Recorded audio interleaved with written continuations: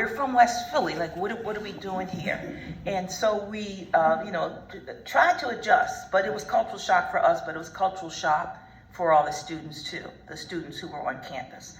Some of us decided to live on campus. I was not one of them, and they did not have a good experience. Within the first year, there were actually 11 or 13 of us on campus. This was the time when, as my former classmates told me, I sort of organized the Black Student Organization and forced everybody to join, whether they wanted to join or not. I said we had to have a Black Student Organization, and to this day, one of them reminds me, you made us do that. That probably was true, but I thought it was necessary. And I said we're gonna do some things. And if you look in the yearbook, I think it was from '70. You see the first presentation of this Black Arts thing we had.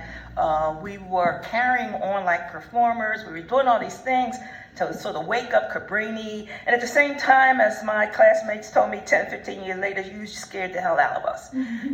We thought the revolution was coming to the campus because you kept saying there was going to be a revolution. In 1969, I did think, the revolution was coming. And I was listening to Gil Scott-Heron, and the revolution was going to be televised. I thought it was going to be in West Philly, 52nd Street, maybe around Market, but I was going to be here at Cabrini, and I was going to do something. In the second year, everybody was gone with the exception of two of us. It was like, no, this is not the kind of thing that we can handle. I wasn't certain I could handle it either, but I had promised my mother in that first year. I also became pregnant and got married, and that was a new thing for Cabrini too. Why is she walking around with a baby on campus? But Francine had did it the year before and we just decided, well, if you have a child, just keep going to school and take the baby to class, which is what we did in 1970.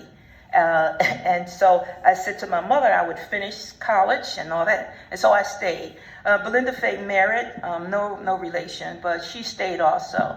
And we were the only two that made it out of that group in 1969 to graduate in '73. We were joined by another student, Juanita Cornish, who graduated then too. But the campus pretty much was like not a diverse campus. A few Black students, here and there. And that was it. Cabrini in the following years immediately after that, there was no major initiative to bring in to diversify the campus. But eventually, they did bring someone who was part of the college experience, and then became part of the board, and they start talking a little more and more about diversity. We got to bring in students from outside of the suburban area. I remember when I came, I had a professor whose name I can't recall, and he was teaching a course, and he had a simple book, and I think it was a summary textbook. I don't even think it was a textbook. And he had all of us read it. It was in my second year. And he called me up at the end of the semester. He said, "You don't belong here."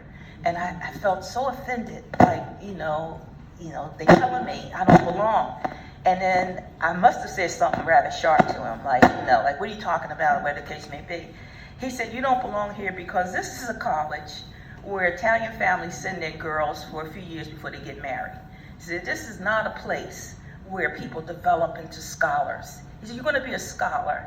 I think that was the first time anyone looked at me and said, "You're a person with some potential. You're a person with brains." That's not what I had heard, all of my career, college career. And of course, when I came to Cabrini, my major in high school was commercial clerical, which meant I had no college prep courses at all. Only thing I had going for me, apparently, I was a bit of a whiz in math. And at the time, we had to take the SAT. And the SAT, I think the highest score you could get was 600 in math and 600 in English or whatever. I took the SAT because they said you had to take it, and I don't remember what the score was in English language, but it was below 200. And the math score was 570. And they called me into the office and said, "Something is wrong here." And said, "How could you score like a 570, near perfect, in math and have no language skills?" Well, I went to John Bartram High, and they weren't preparing us for advanced studies or language development. They were just preparing us to see if you could go out and get a job. So it was during my years at Cabrini, and I remember sharing this story with Peter year before last. I was inducted to the University of Pennsylvania School of Social Policies Hall of Fame. And when they interviewed me, they said, you have this activism, you've been this person who's been involved in community all your life, you have sort of this radical view. How did you get that way? I said, Cabrini. I said, it was Cabrini. I said, when I went to Cabrini, I had to fight to be heard.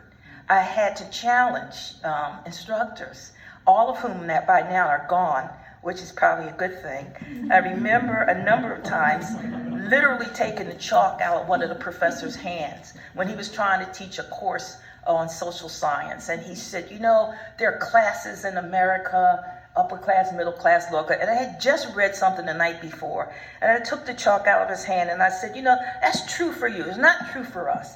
The structure of the Black community is different. And I started lecturing. And I'm sure I was in my second or third year. And I remember after the class was over, first of all, everybody was shocked. And I remember after class was over, Belinda Reid-Merritt said, I can't believe you did that. Yeah, I said, did what?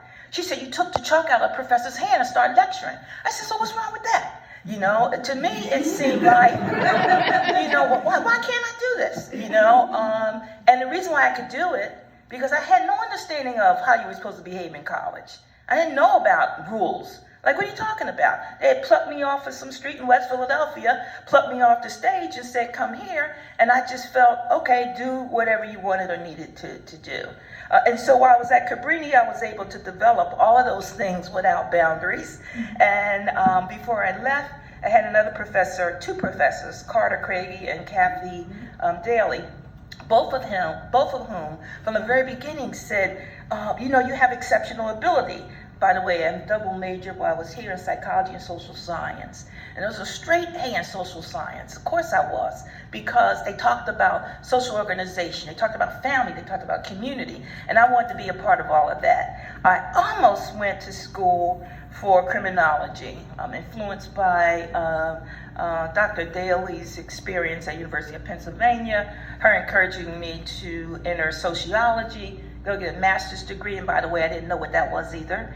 When I was about to graduate, they said, you should get a master's degree. I had to look that up. What are they talking about? A master's degree. When I figured out what it was, I decided, yeah, I want a master's degree, but I want it in something that allows me to keep doing what I'm doing. And I figured that the best way to do that is this thing called social work.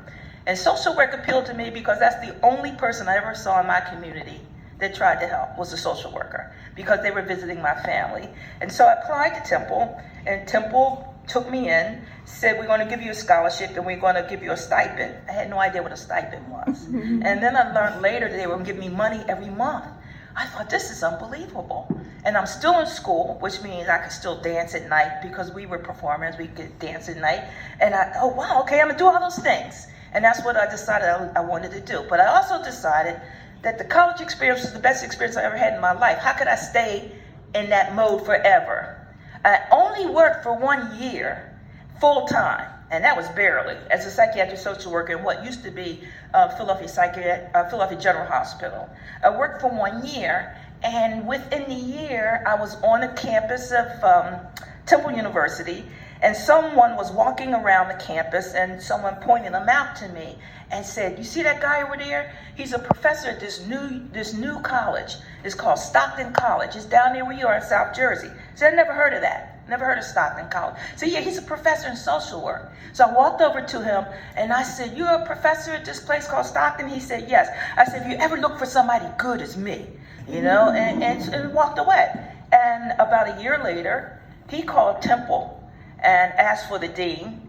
He said, I was on your campus one day, and this brash woman, black woman, they said, it's Pat Reid-Merritt. We know who you're talking about, it's Pat Reid-Merritt. Said she came up to me and said, if I was looking for somebody good, they said, we know exactly who it is. And they gave him my number. He called me to Stockton. And again, I mean, I don't have any filters. What's the rules here?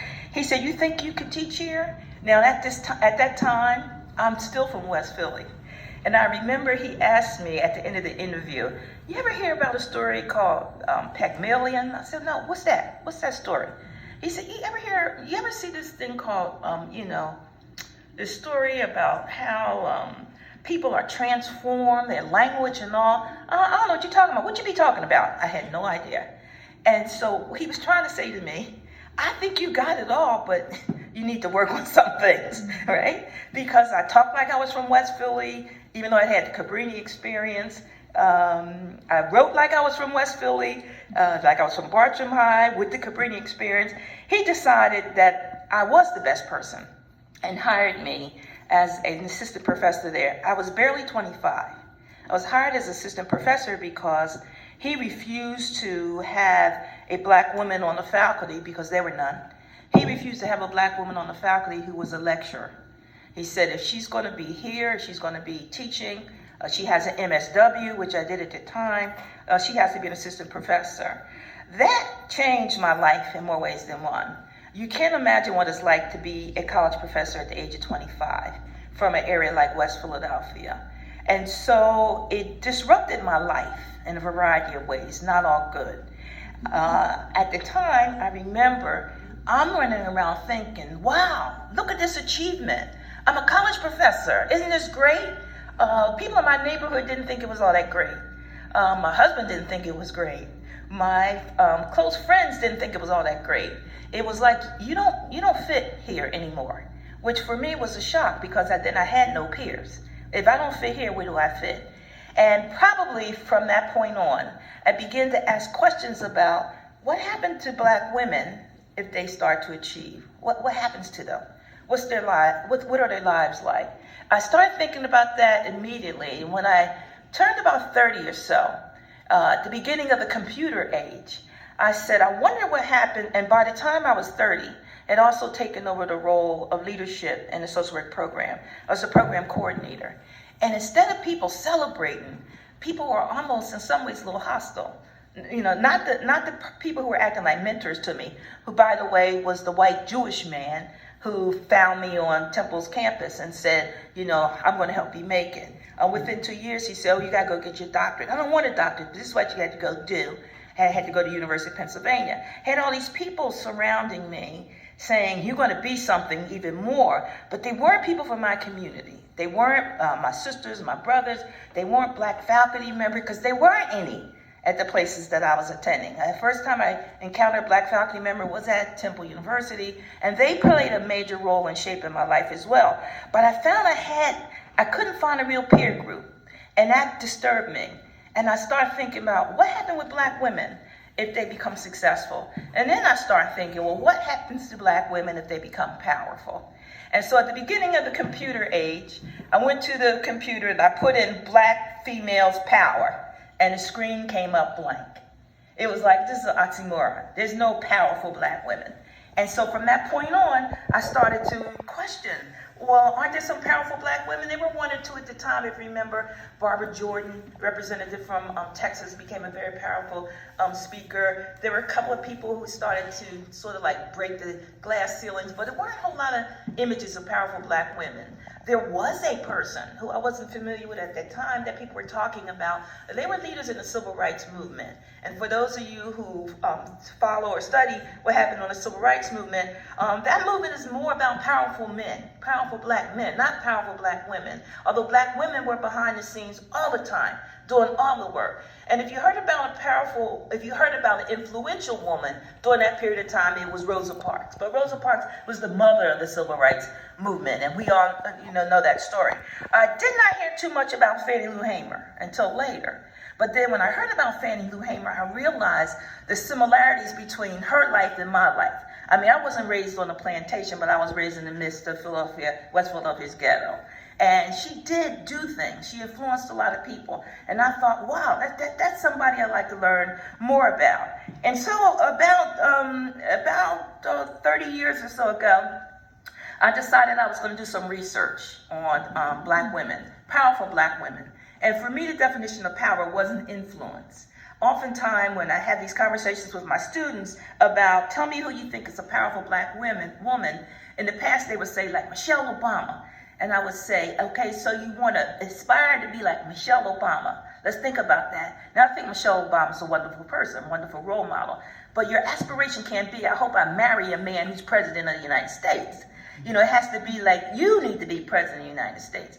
And they would identify women like Michelle Obama or Maya Angelou who had influence, but not power. You know, not people in powerful positions. And so I said to them, women with power are at the top. They're not the spouses. They're like at the top, of the chain, whatever that is.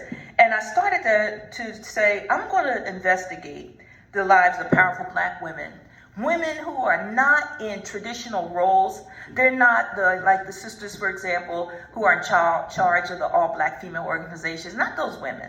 Women who are like the Oprah Winfreys of the world, who clearly had a level of power.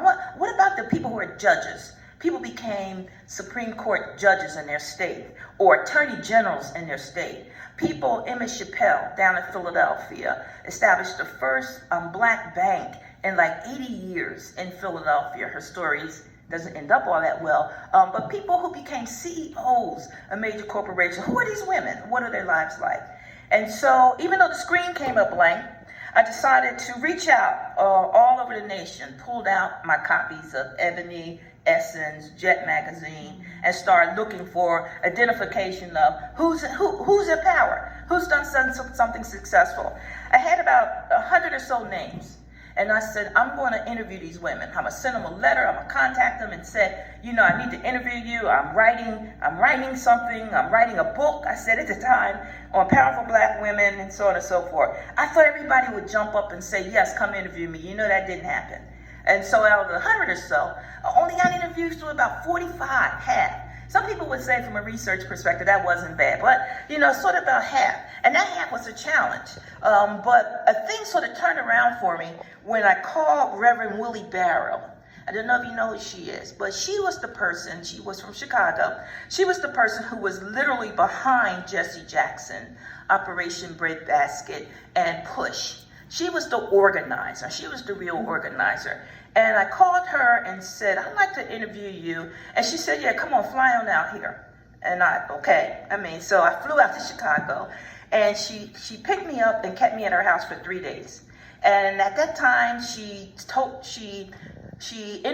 introduced me to several powerful women in Chicago as well. And when people got the word that Reverend Barrows had been a sponsor, then they started to respond. Remember when I contacted for the second or third time Maxine Waters, who at that time, of course, was in Congress, still in Congress. First time, there was no response. But after Reverend Willie Barrows, I actually interviewed every Black female congressional person. And so I got all this information, and I found out all these things about the experiences of Black women with power. And I'll tell you a little bit about that briefly in a minute. And I had all this information, and I started talking about it.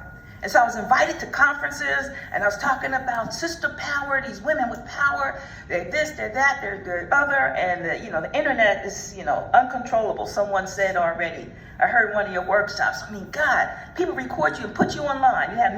You have no control over it. And so I'm talking all over the place. I'm speaking like I know something. And then I got a call from a New York publishing agent.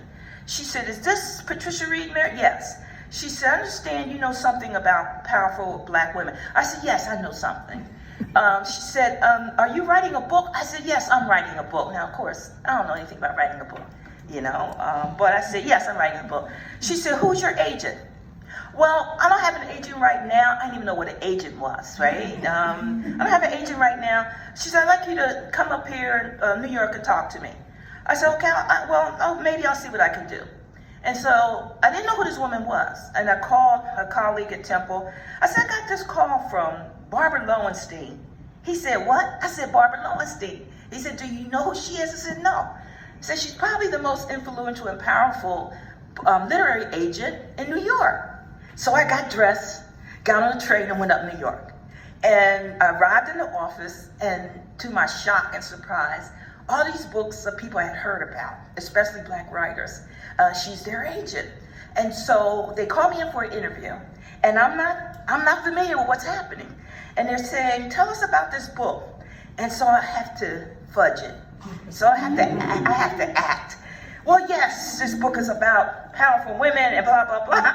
And she said, have you ever written a book before? I said, no. And she said, what's the title of the book? And I said, something or the other. And she said, well, we're going to hook you up right away with an editor, and I can write my own work.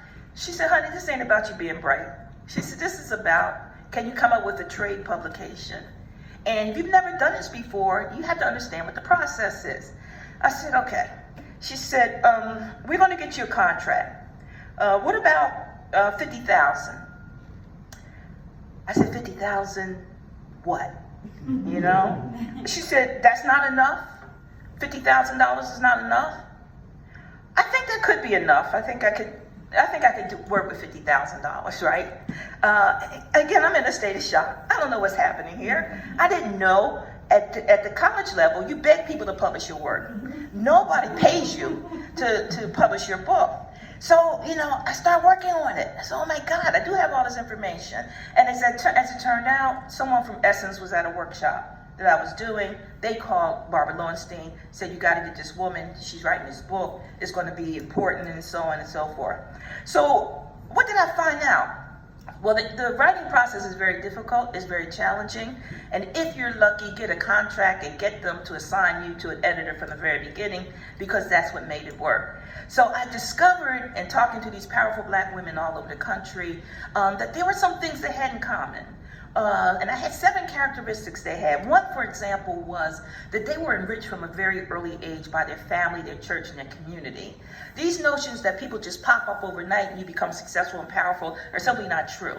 They were nurtured. And being nurtured with things like, women would tell me stories like, you went to church and they made you get up and talk, preparing you for being on the outside. You went to church, you learned how to dress. You didn't show up in church, you know, in your raggedy clothes. You showed up in church in your best clothes. You went to church, you stood up at the end of your high school years and said, I'm graduating. They passed the basket. They collected money.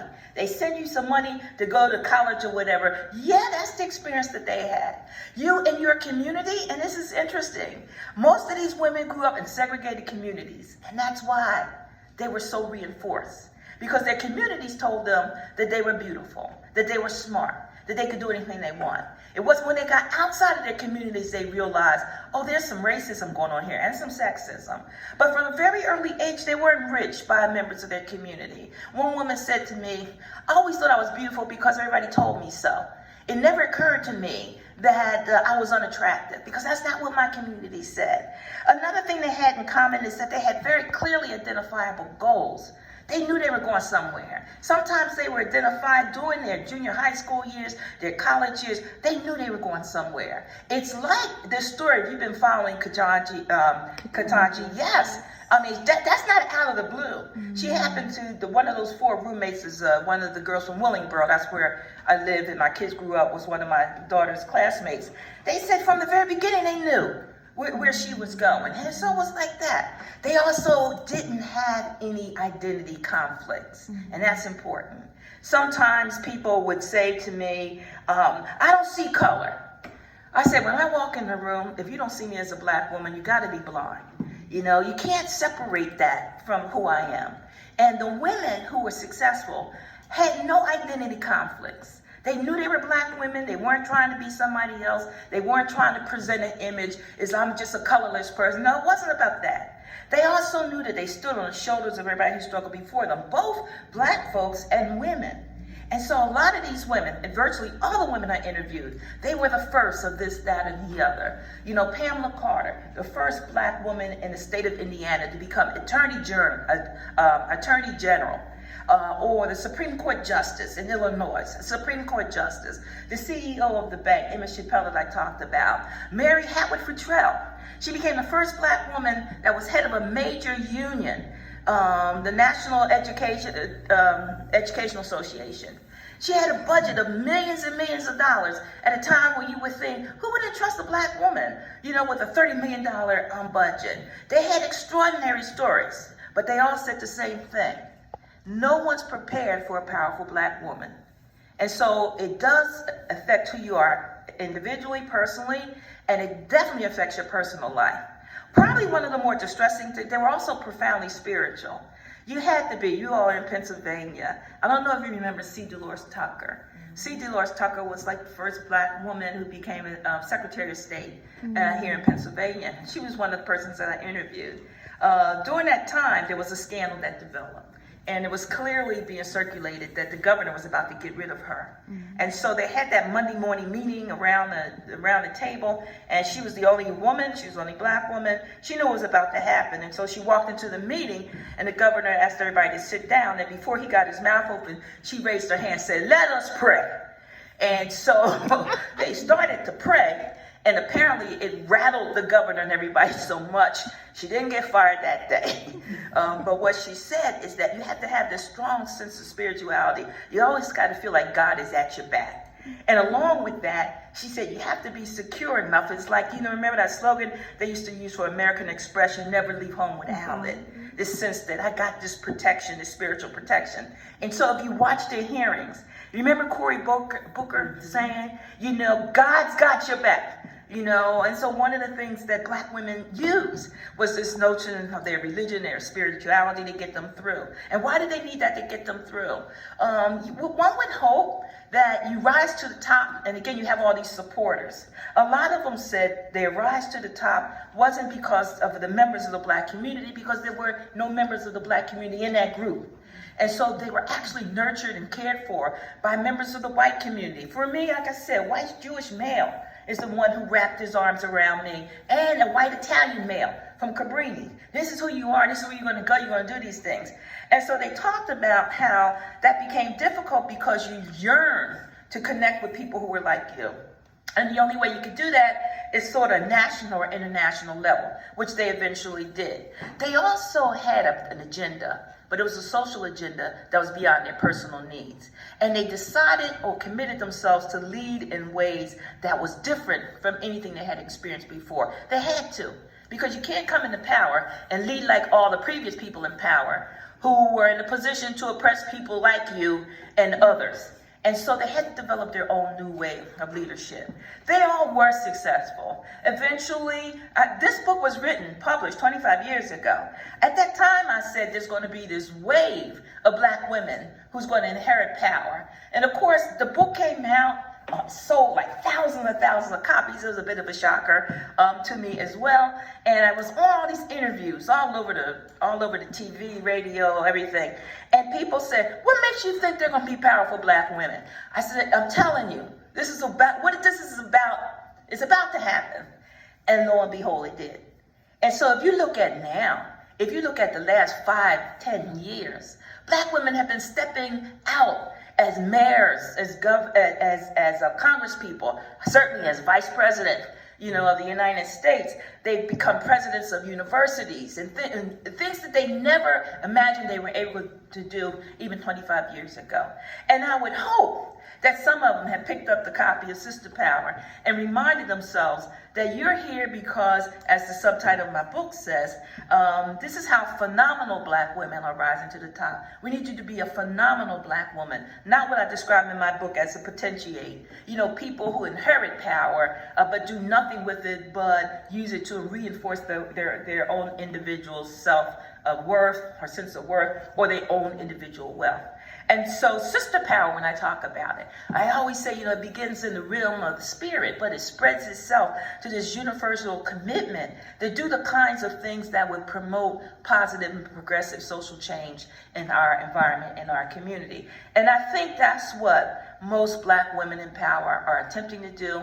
Some of them have done. A number of women who I interviewed for this book are gone now, but they left a legacy. And one of the things that was different for them is that they were very, very conscious of the fact that you couldn't just have the role and leave it. You had to prepare others to come behind you. And that was something that many of them worked on and many of them were able to do. And so when I talk about Sister Power, when I talk about phenomenal black women, I think the nation has seen and started to view black women differently in power roles than they were able several decades ago. Whether it's Letitia James, who's the Attorney General of New York, who is scaring the crap out of a person who used to be your president, whether it's a person like that, or whether it's the mayor, of DC, who boldly painted Black Lives Matter, in the middle of the street, or whether it's the fact that, yes, we now can have a person as second in command, the Vice President of the United States. I think black women have made many, many advances in the 21st century, and most of them are fully cognizant of the fact that they're the first, but it's because they stand on the shoulders of people who worked hard before them. And so that comment that this sister made about who are the people that pave these ways for others, I do not ever describe myself as a phenomenal black woman, although everybody tells me, how can you not? I've been at the Stockton University now for 46 years. And that's a long time. I was the first black woman to be tenured and promoted there. I was the first black woman to get the title of a distinguished professor. Yeah, there are a lot of firsts. And yes, I have sisters who have come behind me who are becoming very, very successful as well. But it's also still a little bit distressing that you find yourself fighting some of the battles, facing some of the obstacles that you would hope have disappeared. And I'm gonna tell you one last story. When I was on tour, and that was something else that was unusual, they sent me on book tour, across the country. Like, who does that? First time author, real kind of Cinderella story. I was on tour and I ended up in New York. And in New York, it's like, that is the publishing capital of our world. I ended up in New York and they put me up at the Writers Hotel, which was great. That day, and I was very tired because I had been on the radio, the TV all day, and I remember when I left the TV program, I was walking down the street, and someone turned around, said, aren't you that woman who was on TV this morning? I said, yeah, that's me. And I went to the Brooklyn Museum. They were doing a book signing. They had these giant banners with the book cover, my picture. I walked in, and there were hundreds of people there. I was like, oh my God, yes, it's me. It's me, Broadway almost, like a ride. I went through all this all day long. They took me back to this Writers Hotel, and here, this is your hotel. And I'm sophisticated. I've been on the road a lot of times, and I decided to go to the concierge lounge to get something to drink or whatever. And I walked up into the lounge, and a white woman came up to me and said, excuse me, can I help you? And I said, well, no, I'm coming. And she said, do you work here? I said, no. She said, are you lost? I said, no. Mm-hmm. And it reminded me at that moment, all she saw was a black woman with braids.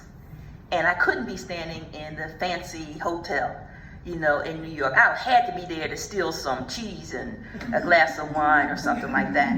And so even though I felt like I was at the peak of my success, I always brought back down to earth, knowing that I'm still a black woman in America and there's still obstacles, and that I can't wear all my achievements on my sleeve. And so there's still days where I go out and I have to prove who I am. I have to prove my worth and have to remind people that you can't quite judge a book by its cover. You don't know, who I am. And that sort of struggle continues to be with me, as I'm sure it's with many, many powerful black women. And so you think that once they get to the top, it's over. In some ways, the struggle continues. Or as we say, a luta continua. The struggle will continue. And so I'll stop there. I thank you for, listening to me.